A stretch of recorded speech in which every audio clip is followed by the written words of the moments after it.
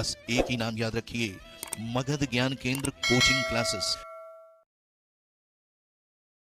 मगध ज्ञान केंद्र में आपका एक बार फिर से स्वागत है। और जो नए व्यूअर्स हैं हमारे चैनल को एक बार ज़रूर सब्सक्राइब करें। और आज हम जो लेकर के आ रहे हैं परसेंटेज चैप्टर का कुछ क्वेश्चन है, उसको हम देखेंगे। परसेंटेज चैप्टर का 14 क्वेश्चन का हम एक वीडियो ऑलरेडी बना चुके हैं, तो उस वीडियो को आप ज़रूर जा करके देखिएगा। परसेंटेज प्रैक्टिस 14 क्वेश्चन करके बनाए हैं, तो आगे आप देखिएगा बैलेंस कुछ क्वेश्चन। तो यहाँ पर हम दो क्वेश्चन लेके आए हैं। कह रहा है, पहला क्वेश्चन है व्हाट परसेंट ऑफ 64 इज 8। चीजों को समझना है। What percent of 64 is 8। तो कहता है व्हाट परसेंट इज 8 ऑफ 64। तो ऑफ वाला हमेशा नीचे जाता है, हम पहले वीडियो में बता चुके हैं। दूसरे तरह से इसको सोचेंगे क्या कि ये what percent of 64 is equal to 8 है। यदि हम परसेंटेज को हटाएं तो यहां हम डिवाइडेड बाई 100 करेंगे और ये 100 इधर जाकर के क्या हो जाएगा 8 इंटू 100 और ये अपॉन आ जाएगा 64। एक तो ये तरीका है, लेकिन आप डायरेक्ट इसको समझिए। व्हाट परसेंट ऑफ 64 इज 8, यानी 8 जो है वो कितना परसेंट है 64 का। तो जिसमें परसेंट लगाना है उसमें हम 100 से गुना कर देते हैं। किसका जी? तो 64 का। ये 8 से काट देंगे, 8 8 64 और ये आपका आ जाएगा 12 8 96 12.5 12 8 96 4 ऐसा हो जाएगा 12 4/8 ही आगे आकर के 12 1/2 हो जाएगा। उसी तरीके से व्हाट परसेंट ऑफ 24 इज 0.75, यानी कि 0.75 है। ये कितना परसेंट है किसका जी? तो 24 का। तो 0.75 इंटू 100 किसका? 24 का। तो ये 24 आ जाएगा। इसको कैलकुलेट कीजिएगा, आंसर आ जाएगा जैसे 0.75 इंटू 100। यदि आपको ये डेसिमल हटाना है, डेसिमल को हटा दीजिए तो ये 2 जीरो कैंसिल हो जाएगा। ये 8 3 24 25 3 75, ये आपका आ गया 25/8 इज इक्वल टू 8 3 24 1/8%। तो यहाँ पर एक प्रश्न है, ₹395 are divided among A B C in such a manner that B gets 25% more than A and 20% more than C. The share of A is। कहता है कि 395 रुपया को ABC में बांटा जाता है इस प्रकार से कि B को A से 25% ज्यादा मिलता है और B को C से 20% ज्यादा मिलता है। कितना है? कहता है ₹395 है, इसमें A B और C है हमारे पास। पहले बेसिक आराम से समझ लीजिए।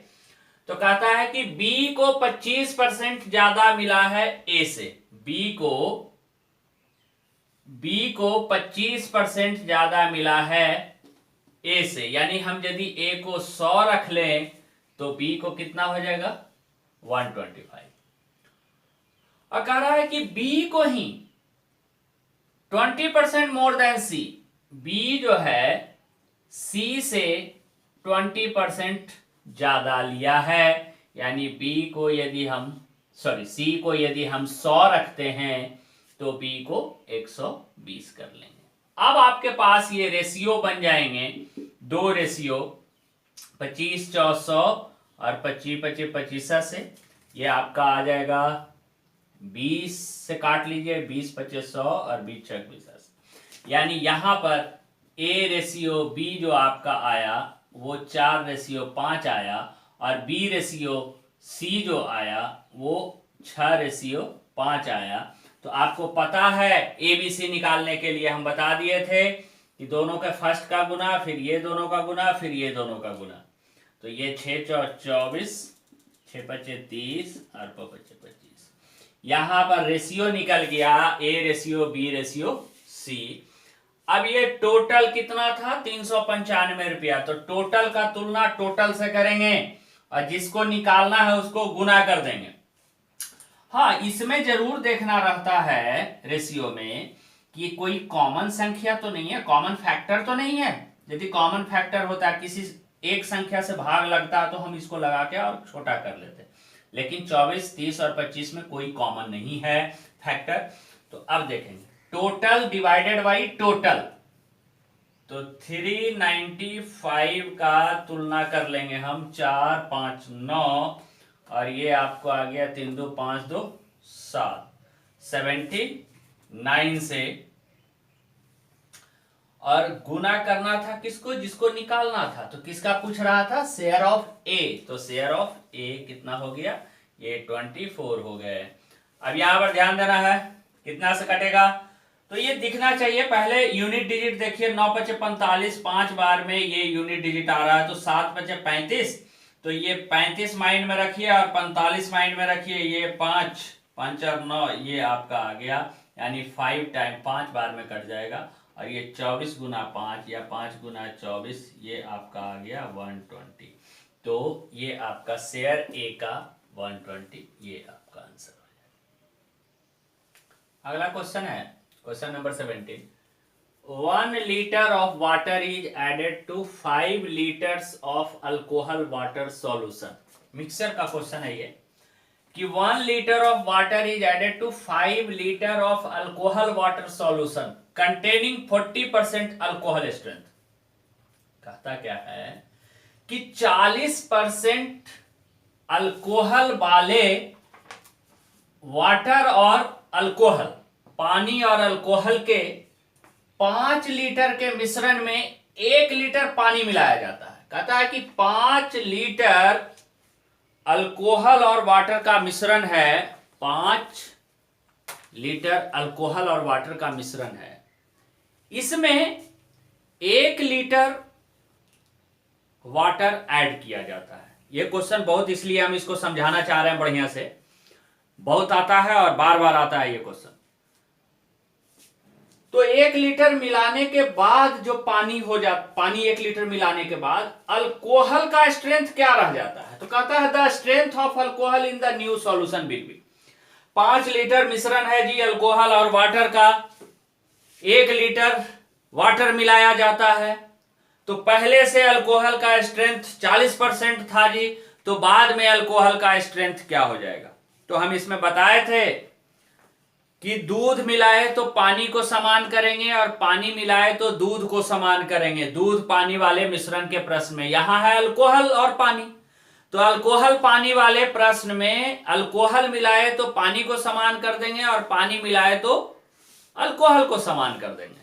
तो इसमें क्या कह रहा है कि 5 लीटर मिश्रण है, ध्यान देना है, 5 लीटर मिश्रण है, इसमें अल्कोहल भी है और वाटर भी है। इसको 1 लीटर और मिला दिया तो कितना हो गया, नया मिश्रण 6 लीटर्स का हो गया। तो ध्यान रखना है, कहा क्या कि पानी मिलाए तो अल्कोहल समान करना है, अल्कोहल मिलाए तो पानी समान करना। तो 5 लीटर में 1 लीटर पानी मिलाया, तो पानी मिलाया तो हम अल्कोहल की मात्रा को समान करेंगे, यानी कि 5 लीटर में अल्कोहल कितना था जी, तो 40% अल्कोहल था। यदि 40% पानी बोलता तो यहां हम 60% कर देते, बस इतना ही ध्यान रखना है। तो कहता क्या है कि 5% में 5 लीटर में 40% जो है अल्कोहल है, तो बताइए कि 6 लीटर में अल्कोहल कितना परसेंट होगा, यही तो पूछ रहा है, ये बराबर कर दिए। फिर से ध्यान देना, ट्रिक बताए थे दूध और पानी वाले प्रश्न में, दूध मिलाए तो पानी समान करेंगे, पानी मिलाए तो दूध समान करेंगे। यहाँ दूध पानी ना है बल्कि अल्कोहल और पानी है, पानी और अल्कोहल है। तो यहां पर पानी मिला रहा है तो अल्कोहल की मात्रा को समान कर देंगे। तो देखेंगे कि 5 लीटर में अल्कोहल कितना था जी, तो 5 लीटर में अल्कोहल 40% अल्कोहल था। तो बताइए 6 लीटर में अल्कोहल क्या होगा, बराबर कर दिए। 6 लीटर कहां से आया जी, तो पहले मिश्रण 5 लीटर था और 5 लीटर में 1 लीटर पानी मिला दिया, तो ये नया मिश्रण जो है 6 लीटर हो गया, ये नया मिश्रण हो गया, न्यू मिक्सर। तो अब इसको सॉल्यूशन कर देंगे। 5 into 40% is equal to 6 into what percent. अब ये परसेंट से परसेंट काट लीजिए। अब इसको x मान सकते हैं या जो भी मानना है। ये आपका 3, आपका 20, ये आपका आ जाएगा 100 डिवाइडेड बाई 3, इसको इधर ले आइए, आपका आ जाएगा 33/3%, 33/3% जो है आंसर आ जाएगा सॉल्यूशन नए मिश्रण में जो अल्कोहल है। जाहिर सी बात है, पानी मिलाया था। आंसर को एक जस्टिफाई खुद से कैसे करिएगा। पानी मिलाया था तो पहले से अल्कोहल की मात्रा कम होगा कि नहीं, तो अल्कोहल की मात्रा देखिए कम हो गया, तो हमारा आंसर सही है।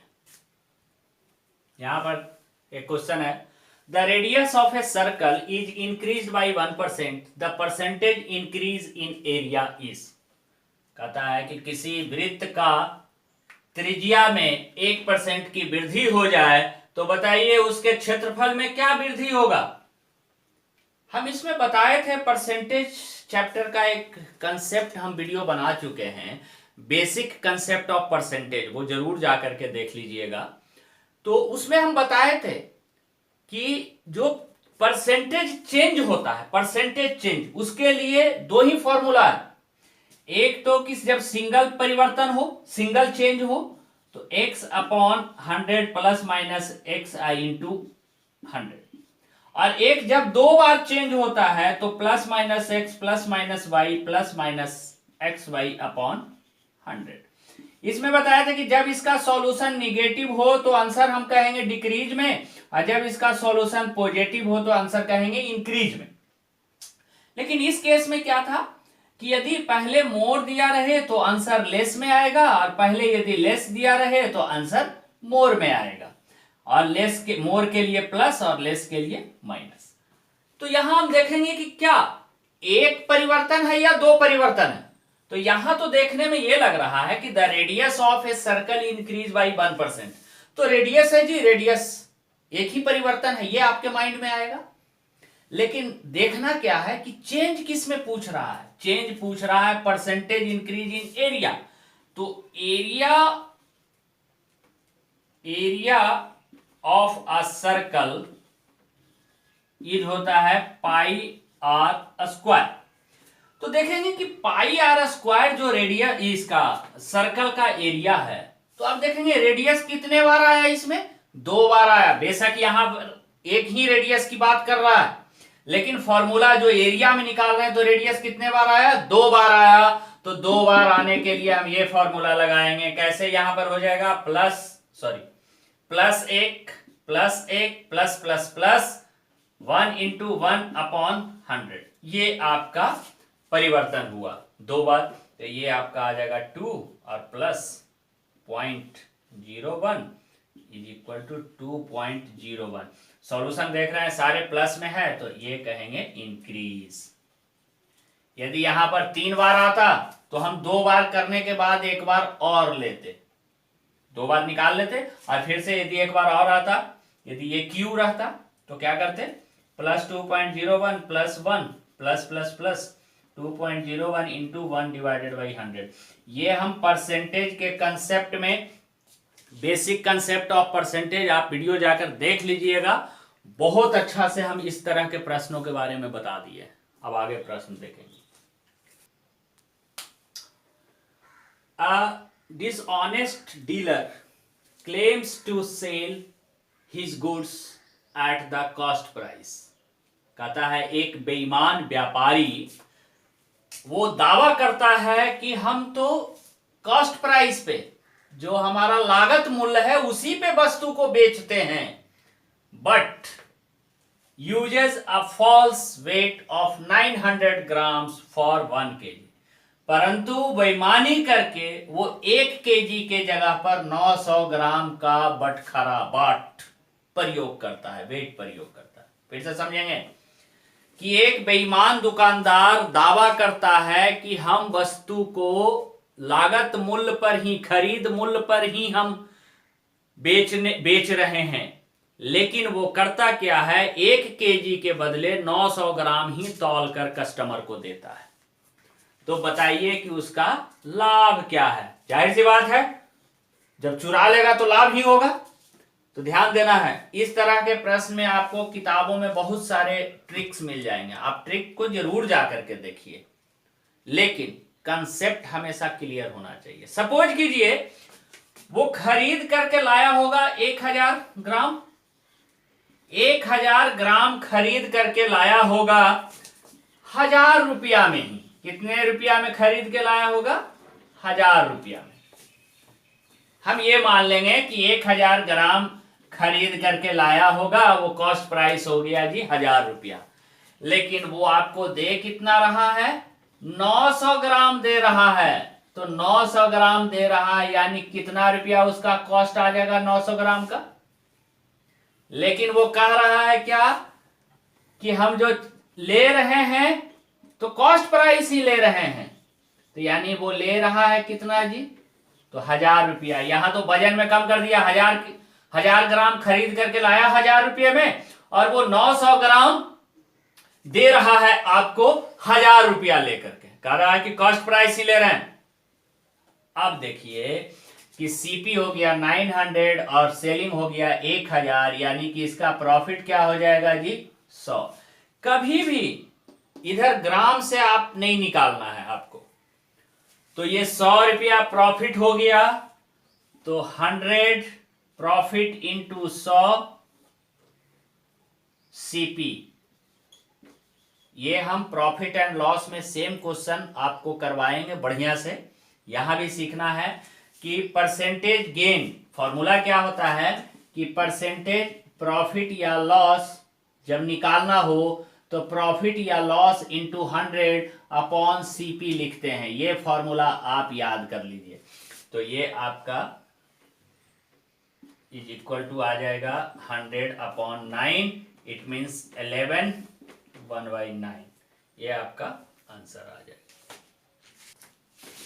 यहां हम प्रश्न देखेंगे, कहता है out of 100 students 50 failed in English and 30 failed in mathematics. 50 बच्चे अंग्रेजी में फेल कर जाते हैं और 30 बच्चे मैथ में फेल कर जाते हैं 100 में से। If 12 students fail in both, और 12 स्टूडेंट ऐसे हैं जो दोनों में फेल कर जाते हैं, इंग्लिश और मैथ दोनों में, then the number of students who passed in the both subject। तो ध्यान देना है, कह रहा है क्या इंग्लिश में भी फेल दिया हुआ है, मैथ में भी फेल दिया हुआ है और दोनों में भी फेल दिया हुआ है। तो यही समझना है कि जो दोनों में फेल है, दोनों में फेल है, इट मीन्स वो जो दोनों वाला फेल है वो मैथ में भी फेल है और इंग्लिश में भी फेल है। और इंग्लिश वाला जो फेल है जो सिर्फ इंग्लिश में है, और मैथ वाला फेल जो है वो सिर्फ मैथ में है। तो यहां देखेंगे क्या कि सिर्फ हमको निकालना है कि सिर्फ इंग्लिश में फेल। यहां इंग्लिश में फेल 50 है, लेकिन हम निकालेंगे सिर्फ इंग्लिश में fail, only fail in English. तो कहता है कि 50 तो फेल था इंग्लिश में, लेकिन 12 दोनों में, तो सिर्फ इंग्लिश में फेल, ये आपका आ गया 38। उसी तरीके से ओनली फेल इन, या इसको ऐसे लिखिएगा fail only in English. Actually में इसको शुद्ध ही कर लीजिए,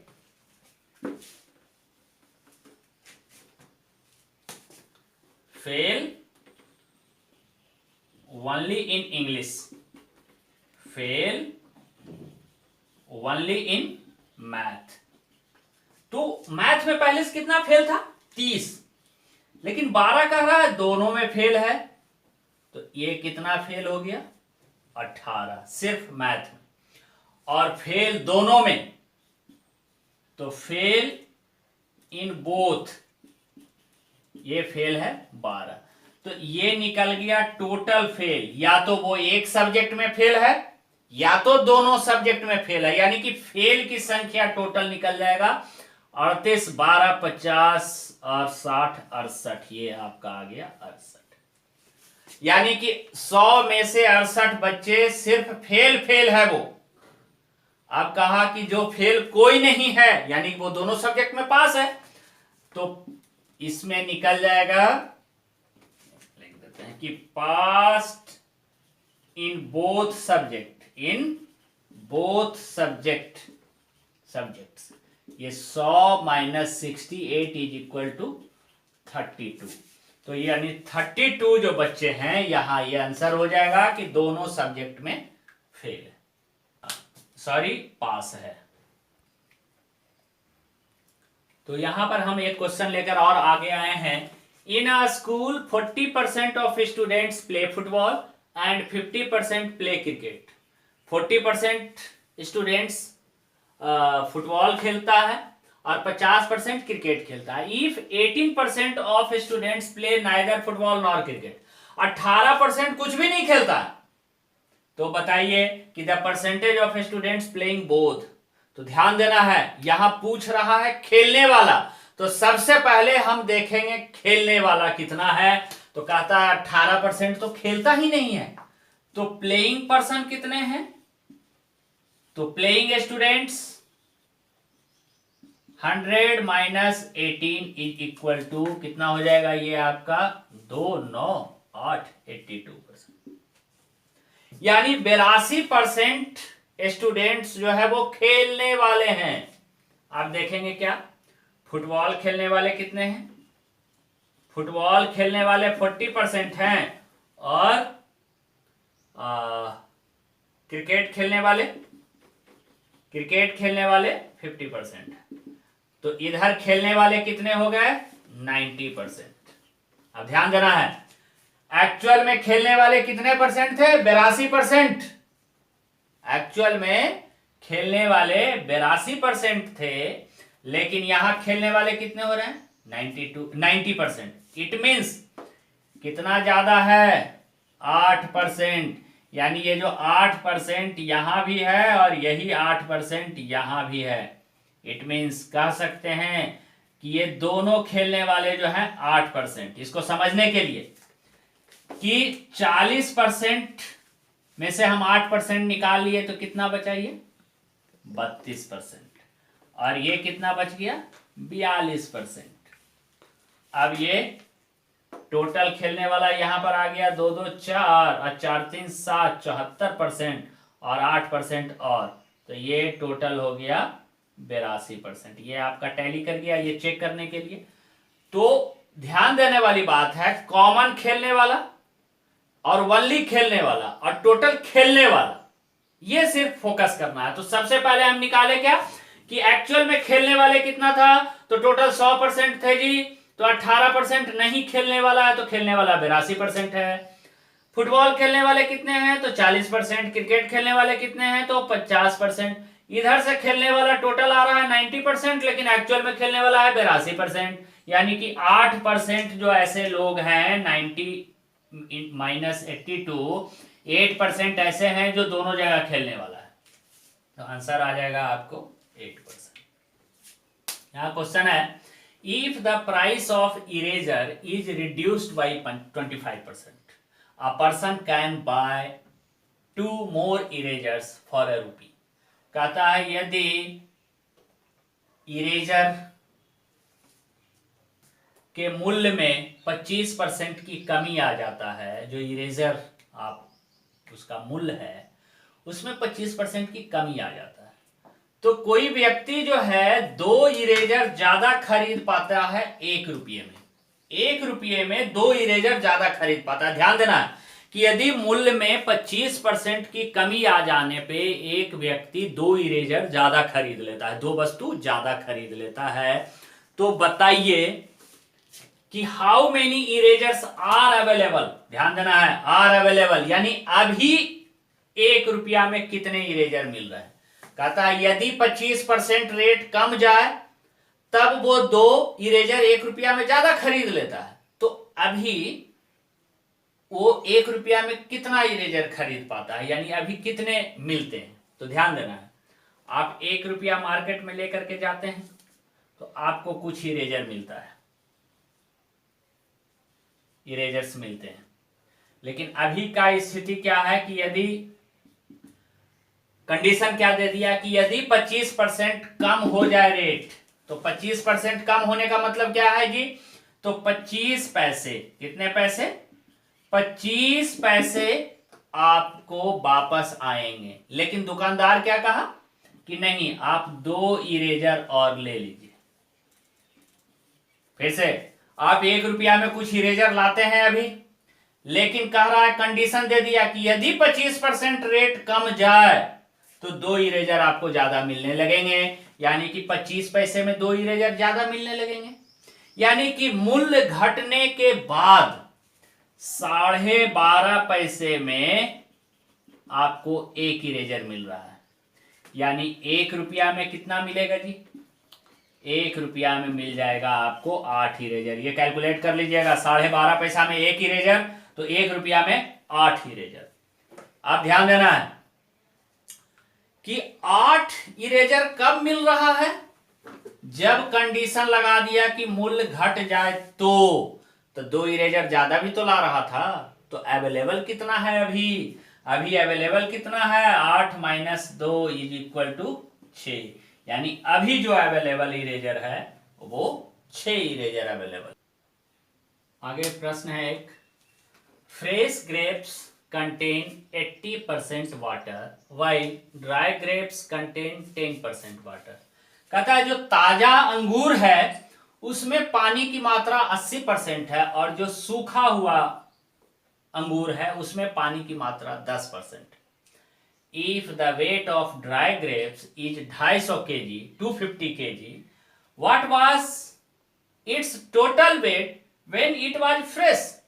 तो कहता है कि यदि सूखे हुए अंगूर का वजन 250 केजी है, तो जब यह ताजा था तब उसका वजन क्या होगा। तो ध्यान दीजिए, जो दूध और पानी के मिश्रण वाली प्रश्न हम बताए थे कि दूध मिलाए तो पानी समान करे, पानी मिलाए तो दूध समान करे, यानी कि जो परिवर्तित हो रहा है उसे समान नहीं करना है, जो परिवर्तित नहीं हो रहा है उसे समान करना है।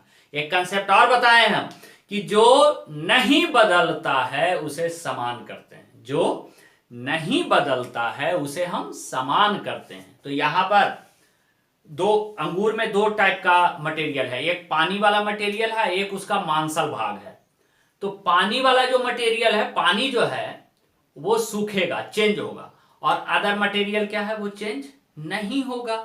तो जो सूख रहा है उसको हम बराबर नहीं करेंगे, अदर मटेरियल को बराबर करेंगे।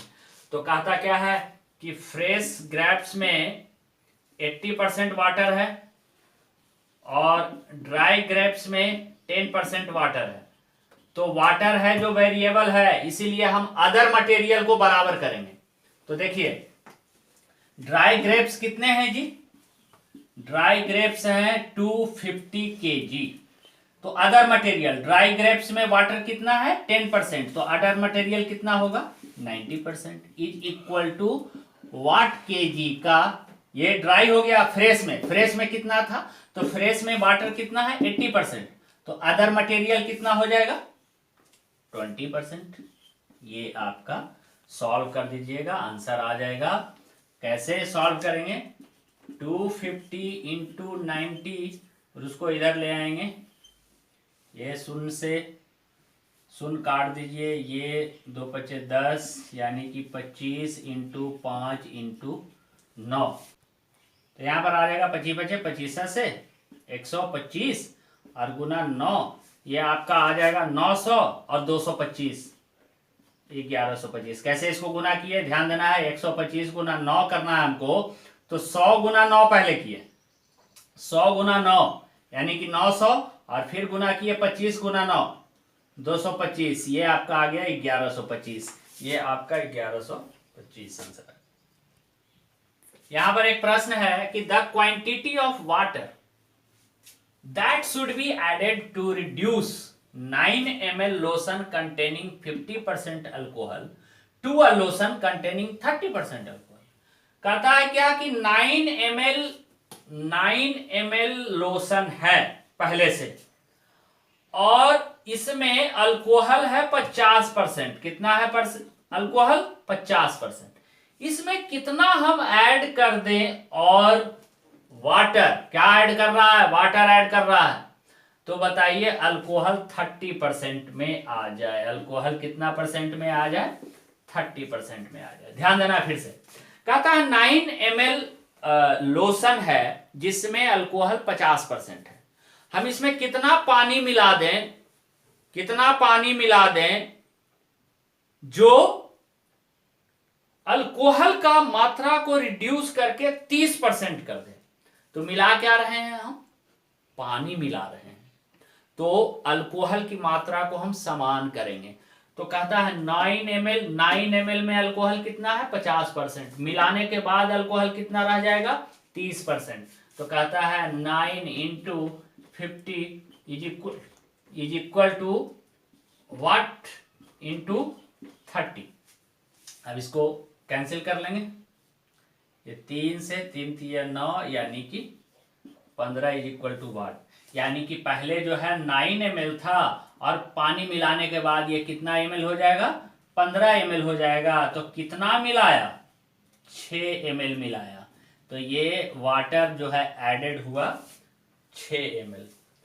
तो हमारे चैनल को आप सब्सक्राइब कीजिए, लाइक कीजिए और अपने दोस्तों के पास इसे पहुंचाइए। बहुत ही हम सरल तरीके से लॉजिकली फॉर्मूला का कम प्रयोग करेंगे और बिना फॉर्मूला का प्रयोग किए हुए लॉजिक वे में कोशिश करेंगे कि आपको अरिथमेटिक सारा बताया जाए। इसीलिए हमारे चैनल पे बने रहिए, अपने दोस्तों को भी हमारे चैनल पे लाइए और ज़्यादा से ज़्यादा मगध ज्ञान केंद्र को शेयर करें। जय हिंद, जय भारत।